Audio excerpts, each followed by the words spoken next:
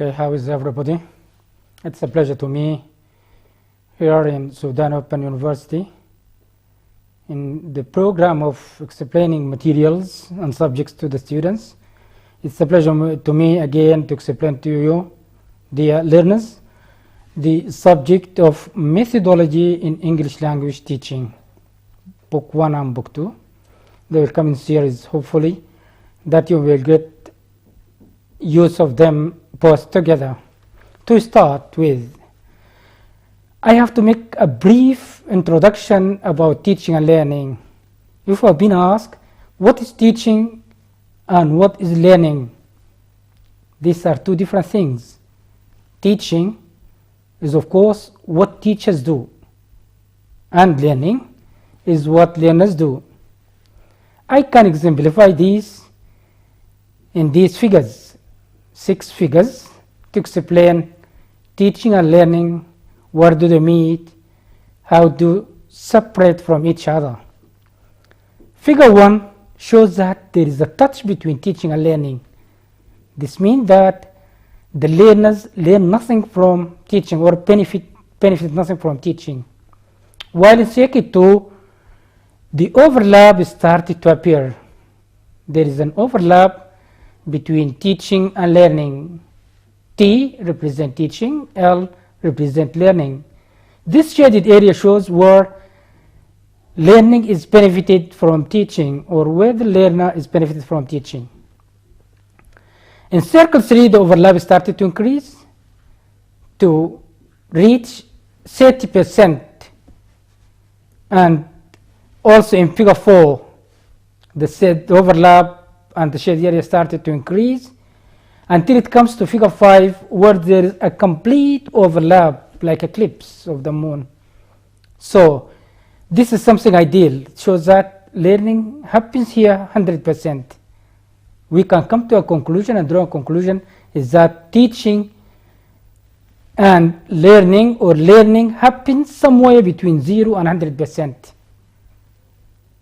But in figure 6, we see that the overlap is outside the circles. This shows that there is negative learning. There is negative learning. This happens usually in classes where a mischief happens. The teacher teaches while the learners turn to something different. They send messages, text messages with their mobiles. Did something against the educational aims. That is what we refer to as negative learning. But we should ask a big question after this introduction of teaching and learning. Where does the teaching and learning happen? Sure, you can say in school. So, a school is a place that people agreed upon for the learning and the educational aims to be achieved there in that place. By the way, the word school itself is abbreviated and shortened from words. These are initials, like news. News is taken from north, east, west, and south, the 4 directions. Likewise, school is taken from words. The S stands for social, while C stands for cooperative, H stands for honest, the first O stands for obedient, the second O stands for original, and the last letter L stands for loyal. All these are values to be achieved at school, or the school to cater for learners to achieve these values, to gain these values. While all schools leave all these values aside and start to competitively teach academically subjects. So this is a brief introduction about this subject where the teaching and learning takes place.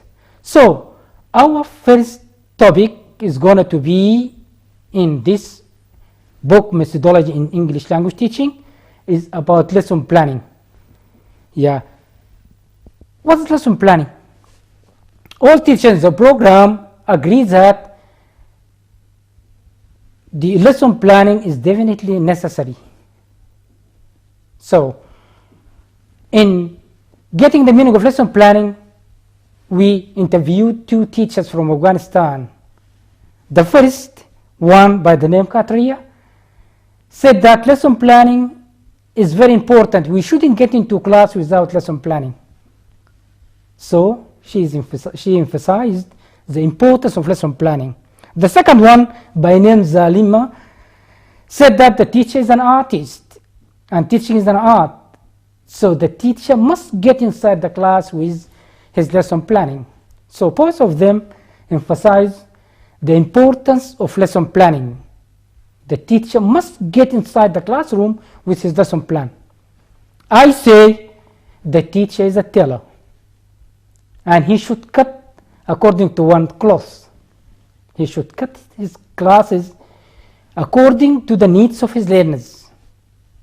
All these 3 explanations of lesson planning will determine the necessity of lesson planning. It is the cornerstone actually of successful teaching. Well, most teachers emphasize or confused lesson planning and preparation. This title, lesson planning and preparation. They explain preparation to mean lesson planning, and they explain lesson planning to mean preparation. But there is a difference between these 2 terms. Lesson planning, Hill and Dobby in their book 1976 explained lesson planning by this. They said lesson planning should include the following. First, what you want to do. Second, how to do it. 3 or third, how successful they find out that you achieve this aim. This is what is meant by planning. While preparation is defined in terms of the preparations the teacher make for the teaching, for the actual teaching. And preparation encompasses a number or several activities to be done inside the classroom. The importance of lesson planning. Is lesson planning at all important? It is, for the following things. First, it ensures teachers of a minimum requirement of success inside the classroom. It helps teachers to measure the progress of their learners. It helps teachers to anticipate problems beforehand and to make themselves ready for these problems before they actually happen inside the classroom. Make important contribution to classroom. This is the importance of lesson planning. What does the lesson plan involve? What does a lesson plan involve? It involves a number of things. First, it starts from the mental hints and the mental notes that the teacher carries inside his head. These are referred to as memory jokers. Memory jokers. And then the identification of the educational aims. 3, the activities done to achieve these aims. And the visual aids used to convey these activities to achieve these aims. What should a lesson plan provide? It provides the teachers with greater confidence, leads to a relaxed lesson, it saves time and effort, and helps teachers to teach effectively. These 4 things are supposed to begin or included in a lesson plan. What is a good lesson plan? A good lesson plan should contain the following: efficient attention to routine things in the classroom, like paying attention to the lighting, ventilation, the seating of the learners, the revision of previous work, new material, revision of testing and new material, time for pupils' question, and sometimes an out-of-class activities and additional activities inside the classroom, like fillers, to be included in this lesson planning.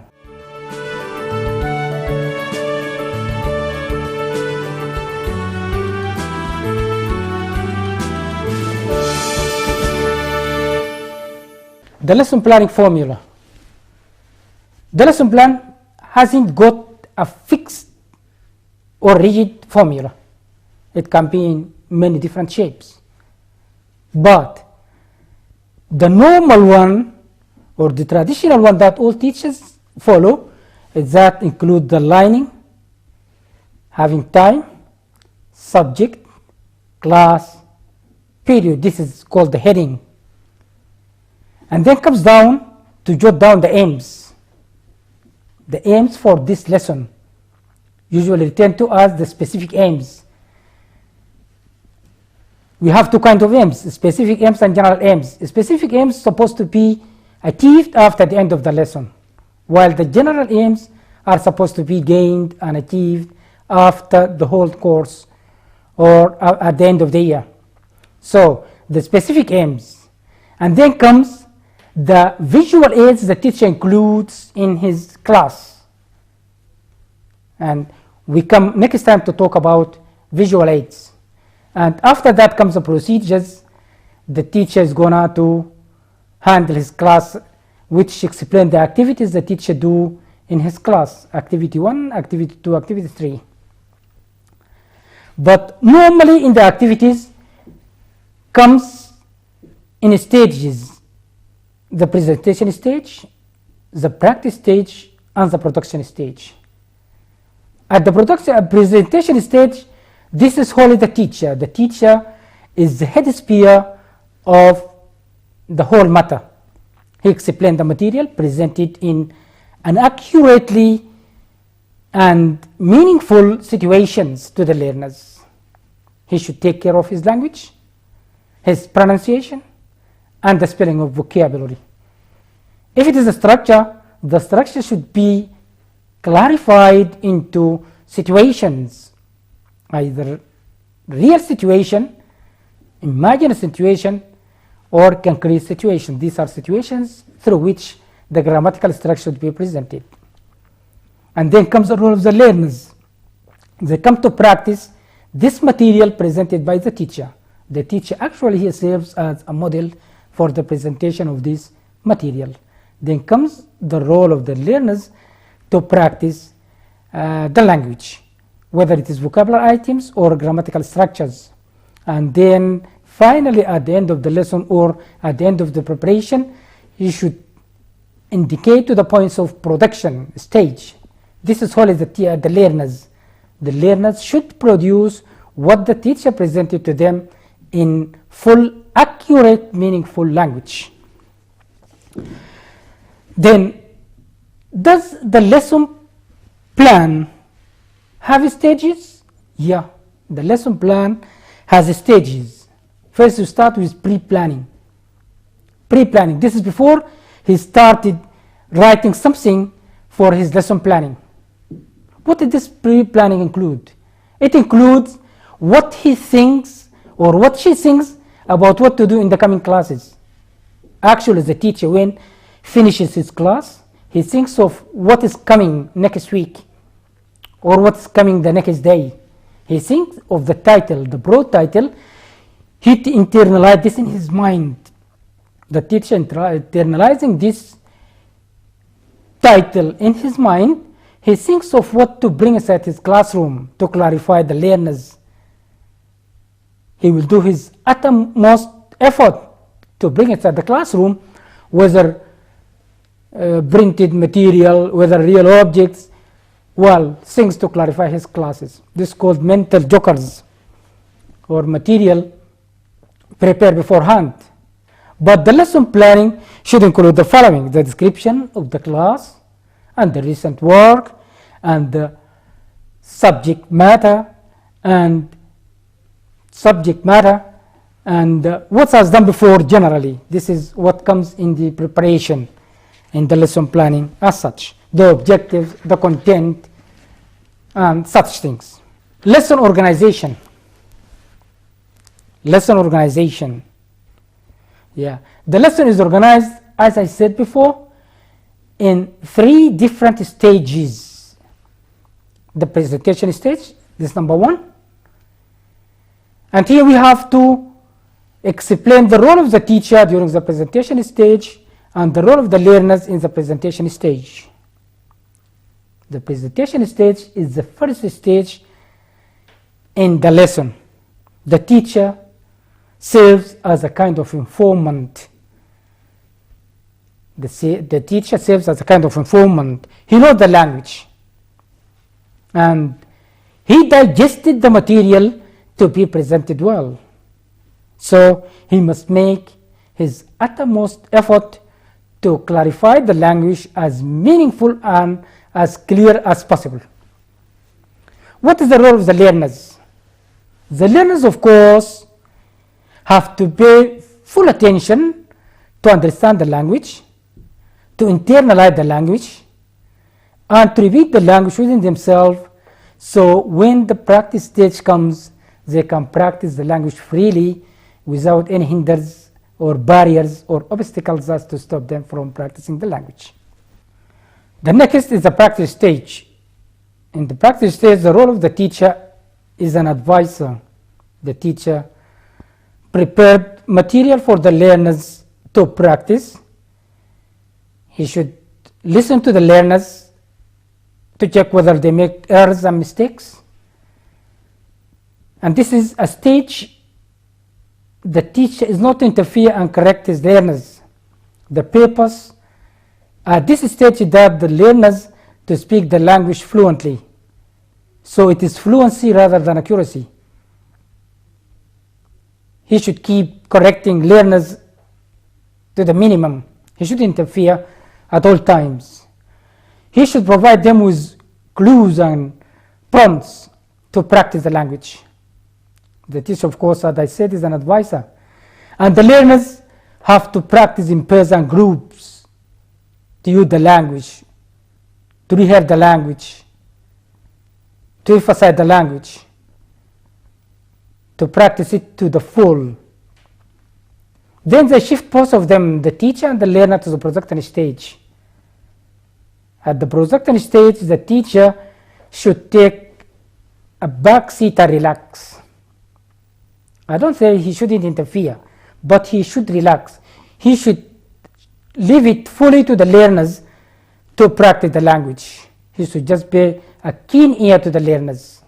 He should listen to the learners, just to spot the errors and mistakes done by the learners. He should prepare exercises that to fulfill this aim, to see the language that is presented. If it is accurately presented, then it should be given accurately produced by the learners. And this is the ultimate goal of the lesson. But before this production stage, I could say, or I could ask, what material the teacher used, did the teacher use to clarify his presented material fully to the learners to be learned? Here comes the role of the visual aids. The teacher should include in his lesson planning the visual aids. What are visual aids? The visual aids will include from a single verbal word to the object that the teacher include to clarify his language. And of course, there are 5 kinds of visual aids. Visual aids, this could be the blackboard, the wall pictures, the posters. These are called visual aids. Even the drawings the teacher brings inside the classroom, or the stick figures he does on the board, could be included within the visual aids. And oral aids, that is A-U-R-A-L, oral aids. Well, these are like radios, recorders, tape recorders, recorded material. These are called oral. And audiovisual material, these are like TVs and DVDs. These are all called audiovisual. And games are of course considered as visual aids. They help a lot. They mime the language, they act the language. So these are the kinds of visual aids. Together with multimedia, now it is modernization of the world. Now the world turned to be a window, a small window to the whole world. So multimedia is considered the most recent visual aids. We have in languages what we call CALL. This is computer aided language learning. These are considered the most recent visual aids up to date, yes, to help in learning the language. And there are of course labs or laboratories concerning these multimedia. So these are the 5 kinds of visual aids. But what is the importance of visual aids inside the classroom? First of all, they clarify and illustrate the newly taught material. 2, they help to break the routine of the classroom. And they motivate the learners. They motivate the learners to the learning. And saves time. Visual aid saves time in explaining a new vocabulary item, while in paraphrasing it or explaining it or making a dictionary definition, it takes time, and even you can mislead the learners. But if you bring an object or a realia, then you can explain the meaning, yes, very clearly, and it saves time in a very short time to explain the meaning of this word. So these are the benefits and the benefit of the visual aids inside the classroom concerning explaining and clarifying the material to be taught and explained inside the classroom. So visual aids should be taken with consideration. They are not an end in themselves, but they are means to explain and clarify the material. Whenever you finish your purpose with the visual aid, you should leave it aside, not to divert and distort the learners. And it should be suitable inside the classroom. For example, in a large class, and I need to teach the word pin. Can I take a pin between my first and second finger and say to the whole this large class, this is a pin? Sure, those at the back cannot see clearly the pin. So it should be in matching, in harmony with the class. Likewise, the cost of the visual aid. We shouldn't try to exaggerate expensive visual aids. Yeah, if it is expensive, you cannot benefit from this expensive visual aid. If it is something, yes, making people scarce and fry, like a cat, sure, better we bring a picture of a cat rather than bring a cat to jump inside the classroom and turn it to mischief and chaotic. So visual aids should suit the classroom. They should suit the classroom, and they should be taken with careful consideration, not to spoil the class, because they are, as I said, they are means and not an end in themselves. So this is all what about lesson planning in this session. Hopefully that we may continue in the coming sessions to clarify other topics concerning methodology in English language teaching.